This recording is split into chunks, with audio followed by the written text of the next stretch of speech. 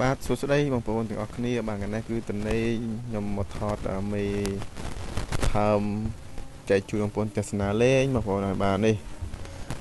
បាទមេផើមទី1បាទពណ៌ស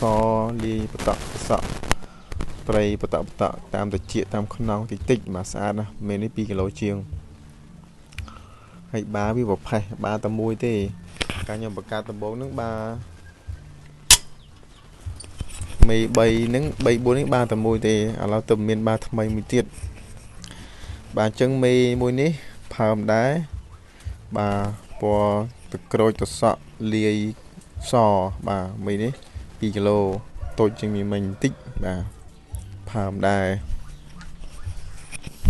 បិទទ្វារសិនបងប្អូនបាទមេនេះ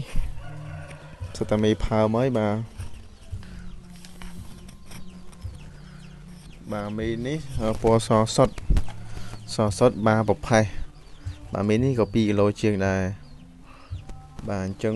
កូនអាចនឹងមានសមានប្រផេះមានលាយសលាយប្រផេះខ្មៅឲ្យខ្លះហើយបើបាទប្រផេះមេសសុទ្ធបាទដល់នេះបាទមេកូនបាទកូនខ្ចីបងប្អូន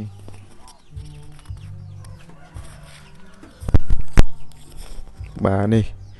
កូនបាន5ក្បាលវាសល់តែ2អាទិត្យទៀតអីបំបែកមេ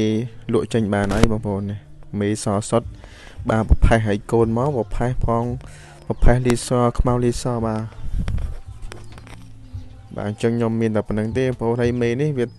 ដាក់ឈ្មោះថ្ងៃទី12បាទជាទូទៅបើសិនជាវាផើមភ្លាមត្រូវកើតថ្ងៃទី12ថ្ងៃ2 3ថ្ងៃទៀតប៉ុន្តែពេលខ្លះវាមិនផើមភ្លាមអញ្ចឹង